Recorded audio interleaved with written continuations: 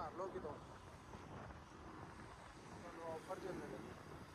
ਮੈਂ ਵੀ 2 ਬੁਰਕੀਆਂ ਲਾ ਲਾਂਗਾ ਕਿੱਥੋਂ ਕਰੀਏ ਫਿਰ ਦੱਸੋ ਜਿੱਥੋਂ ਮਰਜ਼ੀ